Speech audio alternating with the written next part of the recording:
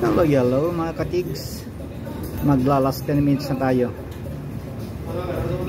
Ang aking last 10 minutes ay pizza. Individual pizza, malit lang yan. Ito yung gitna niya, tinati ko, lagay ko sa ibabaw. Ganyan ang itsura niyan. Ayan. Kaya lang malit yung patito ko, kaya pinag-ibabaw ko. Tapos hindi ako nasiyahan dun sa sa kung gaano kainit.